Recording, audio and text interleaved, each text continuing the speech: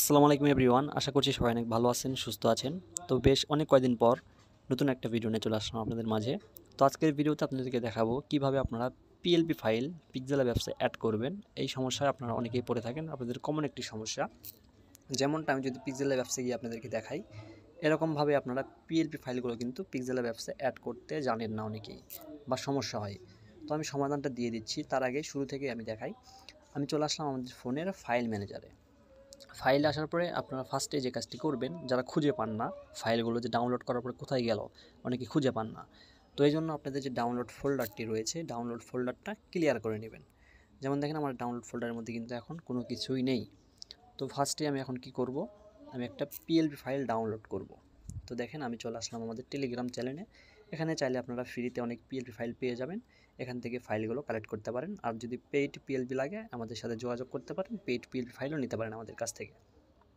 তো দেখেন এখান থেকে আমি একটা পিএলপি ফাইল ডাউনলোড করি। যেমন দেখতে পারতেছেন এখানে এই যে একটা ফাইল, ঝিরি ঝিরি এই হাওয়া পোস্টার, এটা আমি ডাউনলোড করব। ডাউনলোড করার জন্য থ্রি লাইন আইকনে ক্লিক করবেন।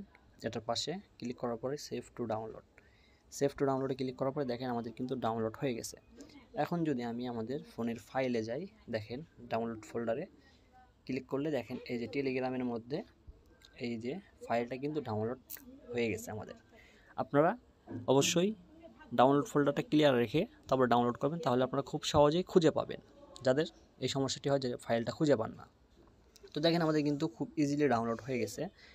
ডাউনলোড করার পরে এখন আমাদের ডাউনলোড করা কমপ্লিট। এখন আমরা কি করব, সরাসরি পিক্সেল ল্যাব অ্যাপসে চলে যাব।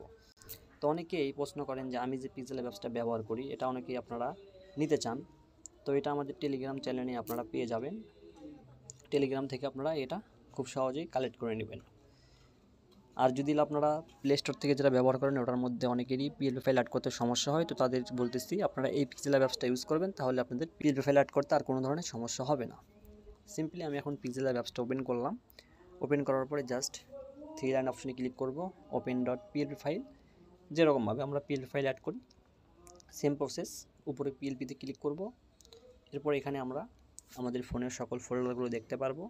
সিম্পলি চলে যাব আমার ডাউনলোড ফোল্ডারে। দেখেন এই যে ডাউনলোডের মধ্যে টেলিগ্রাম, যেহেতু আমরা টেলিগ্রাম থেকে ডাউনলোড করেছি টেলিগ্রামে ক্লিক করে পরে দেখতে পাচ্ছেন আমাদের পিএলপি ফাইলটা কিন্তু চলে আসছে।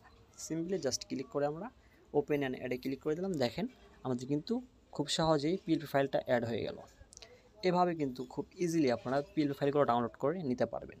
তো যাদের বেশিরভাগই সমস্যা, আপনারা প্লে স্টোর থেকে যে পিক্সেল অ্যাপসটা আছে ওটা অনেকে ইউজ করেন, তো তারা যাদের পিএলপি ফাইল অ্যাড হচ্ছে না ওই পিক্সেল অ্যাপসটা আপনারা কেটে দিয়ে আমাদের টেলিগ্রাম থেকে পিক্সেল ল্যাবের এই প্রো ভার্সনটা ডাউনলোড করে নেবেন, তাহলে আপনাদের আশা করি এই সমস্যাটা সমাধান হয়ে যাবে। তো ইনশাআল্লাহ নিত্যদিন এখন নতুন নতুন ভিডিও আসতে থাকবে। সবাই অবশ্যই চ্যানেলটি সাবস্ক্রাইব করে আমাদের পাশেই থাকবেন। আজকে ভিডিও এই পর্যন্তই। সবাই ভালো থাকবেন, সুস্থ থাকবেন। আসসালামু আলাইকুম।